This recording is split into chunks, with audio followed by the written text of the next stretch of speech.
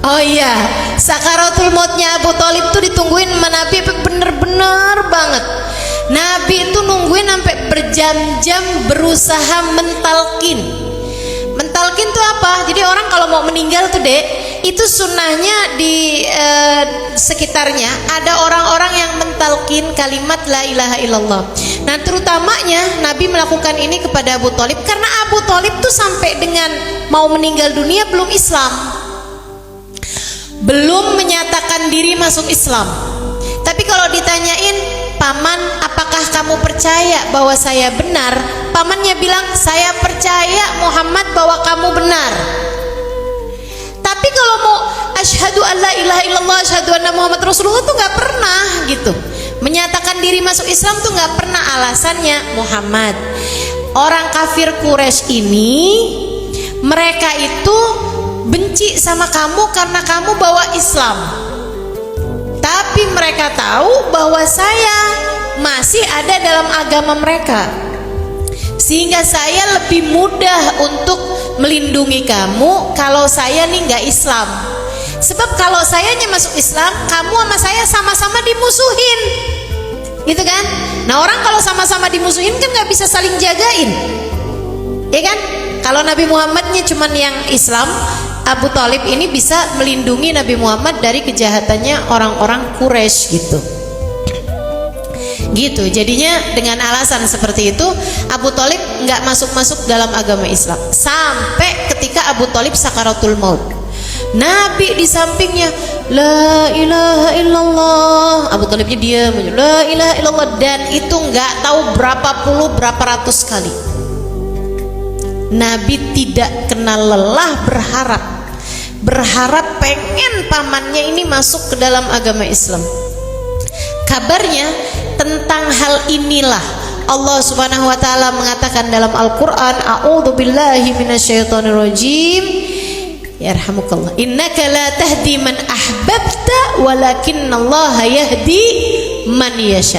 Kamu tidak bisa menentukan siapa yang dapat hidayah, hanya Allah lah satu yang menentukan, atau hanya Allah satu yang dapat memberikan hidayah gitu.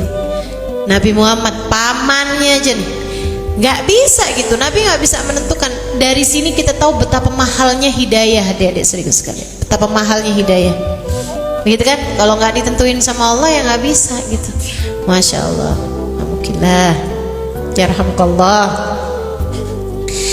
Teman-teman sedikit sekalian saya muliakan, mahal hidayah itu ya. Nabi meminta sungguh-sungguh buat pamannya, nggak dikasih-kasih. Emang kenapa sih Nabi kalau mintain hidayah buat pamannya nggak yang ya udah aja langsung nyafaatin aja? Adik-adik sedikit sekalian, syafaat Nabi itu hanya untuk umatnya. Jadi kalau orang nggak masuk Islam ya nggak bisa disyafaatin sama Nabi Muhammad. Bahkan pamannya sekalipun gitu gak bisa disyafaatin kalau nggak masuk Islam. Makanya Nabi setengah mati banget, maksudnya berusaha banget biar pamannya ini jangan sampai meninggal dunia nggak bawa Islam. Nabi itu kayak sedih banget, masa sih saya nanti di akhirat bisa nolongin berapa juta orang tapi saya nggak bisa nolongin satu paman yang sangat saya sayangi. Kan sedih, kita kan sedih kalau kita bisa nolong orang lain tapi nggak bisa nolong orang yang kita sayangi. Ya Nabi benar banget, sampai nabinya udah putus asa, sampai nabinya kayak yang aduh ya udahlah mau gimana lagi gitu.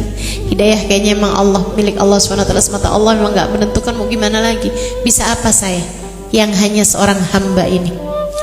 Saat Nabi Muhammad udah nggak mentalkin, paman yang namanya Abbas, pamannya Nabi yang namanya Abbas itu kemudian mentalkin. Abbas ini berarti adiknya Abu Thalib.